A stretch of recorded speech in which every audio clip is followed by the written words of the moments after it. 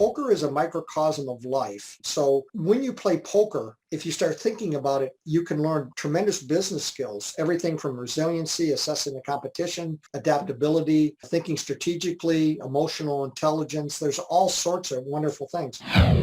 Welcome to the My Future Business Show, where we get you in front of your best audience and keep you there. Not only are we interviewing the biggest names in business to help you become even more successful, we're inviting you to book your spot on the show to help you grow your business. So at the end of the call, make sure you fill in the interview application form at myfuturebusiness.com/interviews. Hello and welcome back to the My Future Business Show. It's Rick Nuske here. Today, do I have somebody incredibly talented? This is a little bit left of center for what we normally talk about, but there's a very good reason, and you can apply it to not only your skills as a poker player, but your skills in business, in life, and so many other areas, and you'll understand why I say that. And with that all being said, I'd love to welcome to the show the wonderful Mr. Chuck Clayton. Welcome to the show, Chuck. Thank you, Rick. I really appreciate being on here today. Yeah, and look. How long will we be on, just so I know, so I can... Oh, look, you know, it goes for as long as you need to go. So we'll measure it as we go along. Great. We'll be done within 6 to 8 hours, okay? Well, that's it's an important thing that you mentioned there, Chuck, because this is a very deep and meaningful topic. I've been through your website, as I mentioned off the call, and, you know, there's so many different dimensions to it. There's the mindset, there's the process, there's, you know, many different ways to master poker math, which is going to be our primary topic. And just for context, Chuck, I'm going to be sharing with the audience that you have written 2 books, not one, on mastering poker math. And we're going to be talking about those and how you can use them to help you learn poker math from your good self. But before we do that, need to know a little bit about you. I'd love to spend a couple of minutes finding out a little bit of the basics. So where are you located? Sure. I'm in Georgetown, Texas right now, and I grew up in Michigan, lower Michigan, the Detroit area, Dearborn Heights essentially was the name of the place that I grew up mostly. Had wonderful parents, and unfortunately they passed away, but they were incredible influence, and it's each year I appreciate them more and Yes. all the things they taught me correctly to treat people right and to go after my dreams and all that other good stuff. So I went to engineering school at Michigan. I went Henry Ford Community College and Michigan Tech University, came out with a undergraduate in mechanical engineering, and most of my career has been doing mechanical design and development. I've also been a systems engineer, a quality engineer, a Six Sigma expert at Raytheon. Have worked on everything from ground support equipment at the space shuttle to rockets and missiles and bombs, and also with oil field equipment, computer equipment. So I've got a lot of different types of experiences. And when you look back, it's like, wow. But you know, at the time, you work a job, and mechanical engineering is mechanical engineering, and you'd learn the different. Once you learn the basics, you can go and do a lot of different things. So I've been very, very fortunate. I've been very fortunate to work with some incredibly intelligent people. And hopefully a little bit of it's rubbed off, at least a little bit. Anyway. I think it has. And so I did a charity event for the International Cancer Advocacy Network. And, well, I'll go back a little bit and how I got into this whole poker thing. And I'll try to keep it relatively short. In 2004, my sister's daughter, Claire Nelson, was diagnosed with glioma, which is a brainstem cancer. The International Cancer Advocacy Network, it was called something different at the time, but that doesn't, what's important is they tried to help, and unfortunately, with one of these test programs, it didn't work, and my sister's daughter passed away. But I stayed on because I really liked the person who runs it is Marsha Horn, does a phenomenal job. The International Cancer Advocacy Network helps people with late-stage cancer, and they're a 5-star charity. And the great nonprofits, just an incredible organization. So I started going to meetings and things, but I'm kind of a doer. And so I danced Argentine tango, and I did an event in 2012, and it was very successful. And we pulled in a reasonable amount of money for the charity again in 2014. And I came out after I left Raytheon. I came out here and and I had a friend back from Tucson and said, well, about doing a casino night. So I said, why not? I'll figure it out. And the guy I worked with said, well, why don't you do a poker tournament? So I said, okay. So how do you get people to come to an event? Well, you go to their poker tournaments. So I did what was called a free roll, and I started playing, and I really enjoyed the game. Once the charity event had completed, I continued to play, and we did more charity events for a while, and that grew, and but I was absolutely fascinated with the game. So Yeah. I kept taking notes. I pulled out an old statistics book from college. I just loved the mathematics of poker, and we'll get into that a little bit. But what happened was I ended up writing my first book on the math. Or not, it wasn't my first book I'd ever written, but it was a book on mathematics, and it's been very successful. It's on Amazon.com. It's now called Mastering Poker Math, and then we added the volume 1 when the second volume came out, and in this year I came up with volume 2, and that really goes deeply. The first one is basically learn the math at a visceral level and then integrate it with your game because they're so important. And the second one is to know what's called equity. You have business equity, you have home equity, where you also have poker equity. Okay. Yep. And so, if you have pocket aces, I have pocket queens, your equity is 82%, which means you're going to win 82% of the time. Okay. So that's pretty straightforward. But what happens when you get a third hand and a fourth hand and all this other stuff? So it gets really complex very fast. But the game is so deep that I've tried to use practical math, and I'm really pleased and excited that I've been able to do this work, and it's helped a lot of people. So Absolutely. I love it. I've looked at it on a cursory level because, again, it is a very, very deep thing. Now, speaking of deep, is there a way that you can simplify this at all as a practitioner, somebody who takes up these books? Does it simplify the process, do you think? Well, yes, in many ways. And let's do some examples. You have Yeah. 52. Well, you play cards, correct or not? Sometimes, yes. Okay. How many cards in a deck? 52, I think. Exactly. How many times does 52 go into 100 approximately? Well, less than one. Oh, only Well, one. twice. Yeah, twice. Yeah, Twice. sorry. Okay. So that's okay. That's called the rule of 2. Yep. And how the rule of 2 works is, let's say you have, do you know what a straight is in poker? That means 5 in a row. Yes. 3, 4, 5, 6, 7. Okay. Yes. Real simple. Yep. So let's say you have 5, 6 in your hand, and 3, 4 come out. So the 7 or the 2 will give you a straight, correct? Correct. How many cards is that? Is it 6? 8. 8. There's 4 and 8. Oh, of course. Oh, because again, I don't play this too much. No, it's okay. But there's 8 outs. And what an out means is if you get one of those cards and the straight is the best hand, then you're going to win the hand. Right.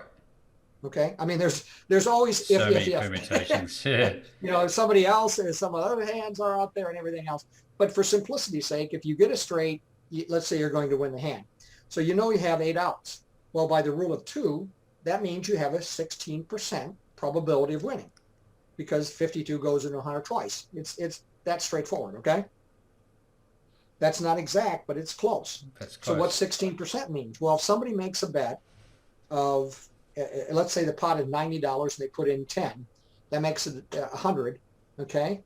And if it costs you 10 to get in the pot, well, I'm sorry, they have 80 and they put in 10, that's 90. It'll cost you 10 to get 100. So that means it costs you 10% of the pot. Okay. Right. Yep. If you're going to get 16% probability of winning, do you want to make the bet?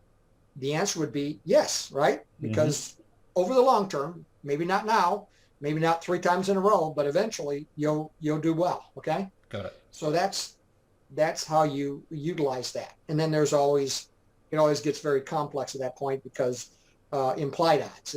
Even if it was more than 16% of the bet, then the fact that maybe you could take a lot more chips from somebody else, and so on and so forth. You clearly you come across as somebody who has a magnificent mind, and I'm sure that the way that you teach people this makes a lot of sense. But in terms of writing the books themselves, can you share with us how long it actually took you to put these two together? Sure. The first book, I would say, took about 1,000 hours, Wow. and that may or may not sound like a lot of time, but let me explain. When you're writing a book, Mm. um, I I was very fortunate on the first book that I wrote. I had a gentleman, Arthur Frederick Ide, who helped me, and I'll give you my background. It's pretty amazing that I actually was held back in second grade, partially because I think it was English, and then also I went to a second college to get through English because I was going to be an engineer. Oh, I won't need this, right? Yeah, I paid for that sin more times than I can tell you. yeah. And I'm serious. I went to another college just to get through the English because I'm not going to need that. As I said, sometimes you pay for your sins, and I guarantee you I paid for that sin. Instead of just trying to really study. But my skill in writing is not being a super grammar person. It's about explaining very complex uh, ideas in Hmm. a way that are very understandable as much as possible. Yep. Yeah, You that's can't make wonderful. it simpler. No, I I think, love it. There's certain topics that you just can't skirt around the complexities of it, and by definition, poker is a complex game. Now, I'd love to just quickly, if we could, talk a little bit about. We know what your hobby slash sport is. It's poker by and large, but I also know that on your website, and I've done my research because I think it's important, that you do reference a movie called Moneyball. Are movies a thing for you? Do you enjoy watching movies? oh, I love watching movies. Well, I'm glad you brought up Moneyball Yep. because after I finished my first book, I had stuff in there that was, I answered questions. I sit at the poker table and somebody say, I hate pocket jacks. I hate pocket jacks. And you would hear this so many, just ridiculous number of times. So I said, okay, let's do the math of pocket jacks, right? And I'm coming around to your question if it's okay. I'll Yeah, take yeah, a yeah. minute. No, that's all right. So with pocket jacks, I ran the mathematics, and if there's 9 people at a table and 1 or 2 people have an ace, king, or queen, okay, 1 to 3 people or 2 to 3 people, I'm sorry, then the probability of an ace, king, or queen still hitting the flop, okay, the next 3 cards that come out is still 62%. So there's a good reason to hate pocket jacks for some people. So they overbet them, they lose half their stack, and then they complain about the pocket jacks instead of just playing them correctly, which is make a bet, but don't expect it to be the best hand at the end of the hand. Yep, yep. And so that type of thing in the first book. But I kept afterwards. I had a spark that ended up only being a paragraph or two in the book, which is fascinating. Which was I was curious about if you have a pocket pair, what's the probability somebody else has one? Well, it turns out to be a Monte Carlo simulation. It's really complex and it's not absolutely necessary for the book, Yep. but I kept writing it. And the second book, I was almost done in November of last year, or so I thought, and had about 700 hours in the book. But I found something called Grammarly to help me with the grammar. Oh, yes, very familiar with And that. yes, good. And what happened was that plus the fact that I kept smoothing it out. Think of something as smooth as silk, but it's got all these bumps and lumps and hairs and everything else you got to get rid of. And so I didn't release the book till August of this year. And I put in another 700, 800 hours. So that book has about 1,500 hours in it. But I'm extremely proud of it because it gets back to Moneyball. As I kept going, why wasn't this done before? And then I saw the movie Moneyball again, and it's with Brad Pitt. And Brad Pitt he plays Billy Bean, which is the general manager of the Oakland Athletics.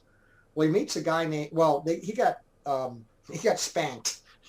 I guess I believe it was a 2001. Well, it was a 2011 movie, but anyway, in 2001 he got spanked, and he went into he was pretty depressed after the season, and they only had a certain amount of money to be able to buy new, buy players and everything. Okay, Yep, yep, so but he met a guy named Peter Brand, who was a statistics guy yep. from Yale, and they got together and economics. I'm sorry, graduate from Yale, and it had radical ideas, which was instead of paying for the best players, pay for the players who'd help you win the most games. Yep. To get on base, to run away, even if some guy would get on base because of the fact that, he stood a little too close to the plate or whatever. It mattered that consistently, statistically, that you would get runs, okay? Yep. And so they started a rough season next year, but they ended up breaking a record of over 20 game wins, okay? And they went on to the American League Division Series, and they played against the Minnesota Twins. They lost, but they achieved, in 2002, using the mathematics, that, winning games with a budget was possible. Well, a guy named John Henry, who was the owner of the Boston Red Sox, pulls Billy Beane aside and says, would you work for us? Now, he declined the offer, but if he had taken it, it was like $12.5 million. He'd been the highest paid general manager. Now, I think he's a little crazy, and I'm not sure why he refused, but it was something inside of him that he was committed to the team or something. I don't know, but it was interesting. Anyway, Boston Red Sox put it in, and in 2004 they won the World Series, and they hadn't won in 86 years. They called it the curse of the Bambino, because when the Boston Red Sox had sold Babe Ruth back 86 years ago, they never won a World Series since then. Yeah. So until then, so the so-called curse of the Bambino was finally, vanquished, right? And if that's the right word. So the moral of the story is that in huge industries, even like baseball or poker, sometimes there's something missing. There's a huge gap, and the gap in the poker math, I thought it should have been done 20 years ago, but nobody just sat there and really pontificated it like I have. Okay. And that's not to say other people aren't capable or anything else, but so many people, even some of the top players, they just don't get the fact of how the mathematics can be utilized. Now, I've not won any major championships and things like this, but I do understand at a very visceral level. I can even tell you, if you're playing in front of me, what you potentially have been dealt. And in times when I'm in a betting routine, that helps me make a decision based on the mathematics plus based what I know about you as a player. So it's a little bit of an edge. It's not a huge edge, but it helps with the confidence, and where you can say, well, I think, it doesn't feel like this, but you know it by the mathematics. So you can accelerate the skills in the game much quicker than you ordinarily could. So this is all above board legitimate strategies. This is not like counting cards or anything like that. I don't really even understand what that term means. Is that part of it, or how does that come into this picture? Well, yeah. Let's go back to counting cards. Counting cards is in blackjack or 21. Right. And that is a very legitimate thing. There's a movie out called 21. And it's based off a book called Bringing Down the House. And I actually have that story in my second book when I talk about future probabilities, because what happened was an MIT professor got together with a bunch of the students, and they smashed Vegas for about 5 years by going out and counting cards. And what they did was, think of density, okay? Yep. And you have, aces, kings, queens, jacks, tens, right? A certain density. And by counting the number of higher cards that are coming out, and I don't remember the exact number, but at some point it means that the density that's coming out means that the probability that the next cards, when you're playing, are going to be a certain number of cards. By knowing those probabilities, you can make bets instead of you make all these smaller bets until they had these hand signals or whatever, or facial ticks or whatever the heck they were, and then they would change and make larger bets, and they would win. And out of 5 years, like the one of the story in the actual book, personally, I don't like the movie that much. It's too Hollywood. Yep. And I really like, but I love the mathematics behind it. And what happened was, in 5 years, my understanding that they got 30% on their investors every single year consistently. Wow. And it was, there was, there's always human emotion and everything else in there. And so you get full of your own self and things. And I watch that type of stuff a lot in any type of game. But the bottom line was, now they have card counters and things like this, so you can't count cards. Now, Texas Hold'em is totally different because you're not playing against the house. When I go to play a tournament, whether it's in a casino or whether it's in a card house like we have here in Texas, you pay a certain amount to enter the tournament, right? So they already have the casino already has their money. When I'm counting cards, it's basically I know what the probabilities are. If I have two flush cards or two hearts in my hand and there's two hearts on the board, I know there's 9 hearts out there, then it can help me make my flush. And if I have an ace of hearts and another card, I know that I will have the nut flush, which means I will win the hand as long as the board isn't paired. If the board is paired, then there could be a full house, okay? Yep. But so if I know there's 9 cards out there, you remember the rule of 2 again? So what percentage is that? Can't remember. 9 times 2 is 18. exactly 18% probability. So that means if somebody makes a bet of let's say 200 into a 800 800 pot, okay, that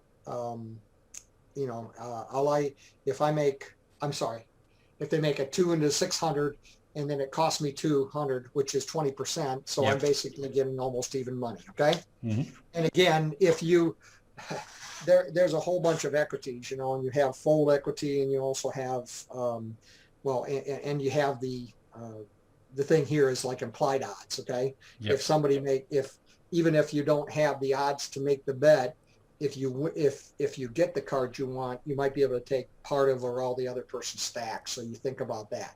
But that's where the game is really complex, and that makes it fun. I can tell you, I can tell this is a passionate thing for you, especially given the mission and where this all came from. I think that's critically important for everybody to remember. It's not just about going out there for greed or anything like that. There's a real mission behind what you're doing, and now helping others to be better players is obviously part of that bigger mission. Now, you mentioned earlier when you play tournaments and you go to certain places, what I had a thought was, and it's an interesting one, is that you would become known. You would almost have relationships with these places that you play at. How does that work when they start to know you? They know the face and they know, here he comes again. What do you think their response is? Well, it's actually very positive. Where I play at the lodge here in Round Rock, Texas, their people are very, I'm extremely well known because they know I play. And I play extremely solid, and they know that they better be careful. I had a gentleman the other day, he was sitting to the left of me, which is a better position to be in, okay, than the and so I'm sorry, no, he was to the left. I'm sorry, that's a worse position. Excuse me. But he said to me at one point, I think he might even had more chips than me, but I had a really good hand, and somehow his spider sense says, "No, I'm not going to get it in this hand." I know you're going to set a trap, and he was absolutely correct. This is exactly what I was doing. It was, and I told him, and I've told other people. I've had people say, "I knew you were doing that." When I beat somebody. And I go, the show wasn't for you. It was customized for this other person. I don't care what you think as long as you don't say anything. I mean, if I've got a weak player, then I'm going to play it differently than if I have a strong player. A strong player is going to see through certain things, and weak players, you just there's magical things you can do. And one of the most fun things is to trap somebody. Well, they never see it coming. He goes, how did you have that hand? Well, that's, next time I'll tell you, Well, I might be able to educate. You might need to buy my books. You talked about spidey senses, and the word intuition came up. Do you think that's important in this whole dimension? It's incredibly, if I had to go between the math and the intuition, in some ways, and almost say the intuition, it's really tough. And because you can't just, tournaments are different than cash. And I just started playing cash a little bit ago. I probably spent only 1 or 2% of my time on cash. And the reason is because when I was writing the books, I had to be very pure in my mind. I was concerned if I'd played cash that it was going to pollute my mind. And I didn't want that, where I start thinking of scenarios where this wouldn't work. And if you're trying to explain a subject at the depth that I was, you want to be careful to it. They're both applicable, but let's say in a cash game, for example. Now, it's helped me when I played cash because when I see somebody make a bet, usually in poker, after the very first rounds, they get pretty crazy. But when it's a decent sized game and it's let's say a couple $100 to get into, there's still some players that after the first couple of rounds, they'll still go 5 to 10 times the big blind when they make a bet. When they do that, I almost immediately know they're a cash player. So that tells me something about them and how they play. Cash players will risk way more on very simple hands. So these become key people that you can potentially trap. Okay. Yeah. So you just become very passive. And if you hit the hand you want, sometimes you can take them out of a tournament or really get a huge number of their chips, if that makes sense. Yes. People communicate all the time. Mostly it's through their betting. And sometimes their betting, the way they handle their chips, the way the speed of how they, move their chips, are the primary things. People can wear sunglasses all day long, and I actually will wear semi-sunglasses because just to keep to give a little more, because the glare of any type of glasses helps distract just a little bit. But some people that wear the dark sunglasses and everything, they don't pay attention to the sizing of their bet and how fast they bet, which communicates much more than you're going to ever see in the eyes. When you see somebody in the eyes, the only thing I can usually gain is an intuition type of thing, and I can't even tell you what it just instincts tell me that the person is weak or strong, and it's hard to even put it into words, if that makes sense. Yeah, but there's a couple of things that come from this. One is your strategy on the day. Do they change? But also, are there days where you feel a bit off and that you maybe even talk about in your book to not play? Are there those times? I don't go into that a lot, but absolutely. I mean, I played last Sunday and I played extremely solid and I got a good stack size, and it's really easy sometimes to lose focus, to gain too much confidence. And in poker, I have seen so many times where people absolutely, what's the name of it? They, self-delusion is huge in poker. And I try to stay away from that. I'll give you an example in a minute, but I didn't all day, and I ended up taking like 8 out of 97. So it was a good day. That was Sunday. Yep. But I'll give you an example of one poker tournament. If you have a pocket pair, there's only a 12% probability that a third card will hit. If it does, then you got an extremely strong hand, and it's extremely well disguised because people can't see it. So let's say Jack 5-2 hits the flop. Seems like a very dry flop. If somebody has an ace jack, they think they're way ahead. And the person who has pocket fives has 3 of a kind right now with the potential for a boat on the next card, right? So, which is a full house. I'm sorry. If I say anything, no, that's okay. No, that makes sense. So what happens is I watched this guy, and the hand went to showdown. He bet a third of his stack to stay in it, and he ended up doubling up. And afterwards, he was arrogant, throwing chips in the pot, thinking that he's a good player. And I knew that he was super lucky on what happened to him. Yep. And it was like, this communicated volumes to me on the type of player he was. That he was out of his league in this game. It was a big game. It was a $600 game.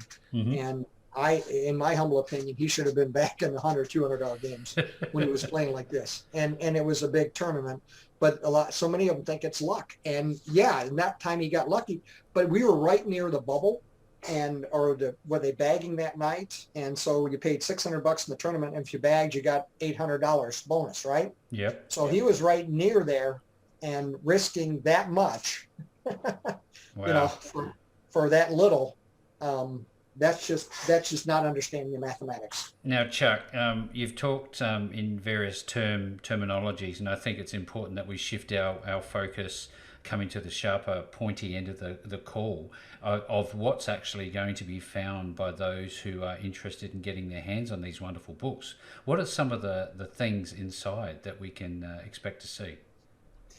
Well, the first book is to give a huge understanding and appreciation for the mathematics, the practical mathematics, not some theoretical.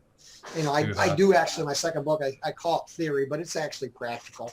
Yep. It's, it's the, that, so it's They're need to knows rather than nice to knows. right, right. And I work with the need to knows as much as possible. So you could, if you read the book and you could memorize it immediately, you could use it immediately at the tables. Right. So that's one of the goals that I have. And so that the first book is learning the math viscerally, and then also gaining an understanding of utilizing with the rest of your game. Because a lot of the math stuff that's out there, they don't do that, in all due respect. There's some good stuff out there, and I'm not going to go. There's another gentleman who has a really good book, and I kind of like this first book a little more than the second one, because the second one, it was expanded, but he never really got into the other parts of the game. And to me, it's, just knowing the math is no way enough. You've got to put it with the rest. So I was very careful. And then the second book, it's, even though, the first book, you have a real strong understanding of math, it goes even deeper in the mathematics and on a level to become basically what's your equity, and think of equity as ownership, like we mentioned before. If you have pocket aces or another cards, or you have multiple players, what's your approximate equity, and then what is your risk assessment? Okay, because there's always risk in poker, right? You make any type of hand in life, isn't there? Yeah, exactly. I mean, you've got let's say you have an ace, and or you're in a big poker tournament. And I mean, I'm giving an extreme example, but you have an ace, and there on the board is ace, ace, 5, 5, 4. Okay, and you think you have the absolute nuts, which means you can't lose. Well, there's one hand that can beat you, and that is pocket fives. Yep. and that is incredibly rare, and almost no player, hardly that is. If somebody can fold that, I might be able to do that in a certain type of tournament with a certain type of player. Okay. Yep. But if I had pocket aces, I'd know they're one other ace, and the person would probably play, if they had an ace, the same way they'd play if they had the pocket fives. So if they're a good player, you'd never know the pocket fives, if that makes sense. Yeah, absolutely. So that's an extreme example, but as a player, you need to know what could beat you so that you don't, oh my gosh, Yeah. But it's risk, and it's calculated risk, and Yep. and going out with the full house like that in a tournament, almost any tournament is very respectable, even the highest paying tournaments in the world. Okay. Yep. And no pro would, if the other person played the quads correctly, almost no pro would ever insult the person that wasn't able to fold. I mean, because you probably shouldn't fold. I see here, this really brings all of the other dimensions to playing poker properly. We've talked about intuition, we've talked about understanding mathematics, we've talked about risk assessments, confidence, probabilities. This, to me, the book seems to be more like a gateway tool, a resource that people can start to learn more about this. But I suspect that there's going to be almost a relationship that they need to build with someone like you to learn more. Do you work with people? How can people work with you to get more help to learn how to play properly? Well, they can more than happy to contact me through my email. I can give that to you. If I work with somebody, I definitely prefer that they read my books first, because I don't want to, it's not inexpensive, but I want to make sure that the person gets something out of it. Okay. Yep. And I don't want, and the same way as for your program, I don't want to waste my time either. Okay. No. I don't want to teach somebody some of the very basics when I can guide them to a book. If they're asking me about the rule of 2 and 4 and how to count outs and things like that, they should know that. What they should be asking me is, I'm in this situation and I'm third from last, and somebody makes a bet and I didn't know what to do. So I just start asking them the same questions. How large is your stack? Where is it in the tournament? What type of player has this been? Okay. What type of tournament is this? What, and I start asking all, and it's always the same questions. And after a while, it's like, oh, I get them to think for themselves, Yep. so I'm kind of trying to work myself out of a job. I know that sounds crazy, but that's the way it is. No, Okay. that's you're getting to a finite end, and I like that. You're not just trying to sap out more money and all the rest of it. You're trying to actually help people become better players. That's the ultimate goal here. Now, I know that you have a number of different areas on your website, but when people get to your website, one, what is it, and two, what are they going to find when they get there? Well, my website is www.masteringpokermath.com. And it's which is the name of my books also. So if you go to Amazon, you can find them under Mastering Poker Math Volume 1 and Volume 2. Mm-hmm.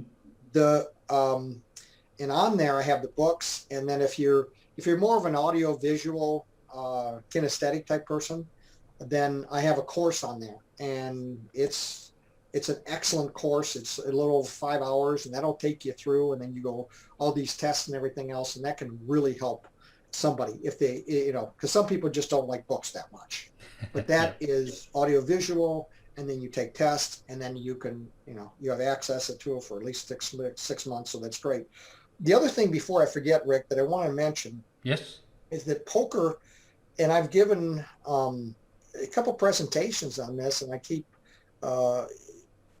the other part of this, if anybody has a company or a organization that they want me to speak at, because poker is a microcosm of life, and it's of the real world, okay? And it's kind of a gymnasium of the mind. So there's things that when you play poker, if you start thinking about it, you can learn tremendous business skills, everything from resiliency, assessing the competition, adaptability, thinking strategically, emotional intelligence. There's all sorts of wonderful things.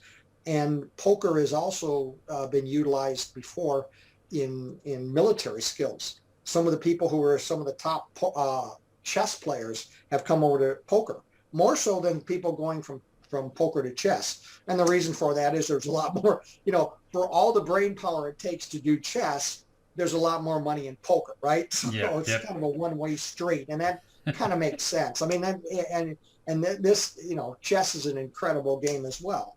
I've only played a little bit, but, in the years past, but I played for a little bit, but nothing in competition. Too serious. Yep. Yeah. So I can see what you're saying here. I mean, there's an expanded audience here, and this is particularly relevant to the My Future Business audience you're suggesting. Yes, absolutely. Well, look, if you are on today's call, we have literally just scratched the surface on this very deep topic.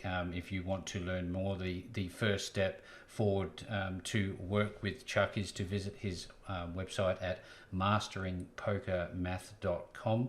I'll be providing that link for you so you can go have a look at his website. There's a lot of information on there. I really enjoyed looking through this website myself, Chuck. And with all that being said, thank you so very much for joining me on the My Future Business show today. Rick, thank you very much. Thanks for joining us today. If you enjoyed the call, then make sure to subscribe, leave a comment, share us with your friends, and book your spot on the show at myfuturebusiness.com/interviews. And if you're looking for solutions that will help grow your business, then visit myfuturebusiness.com/shop.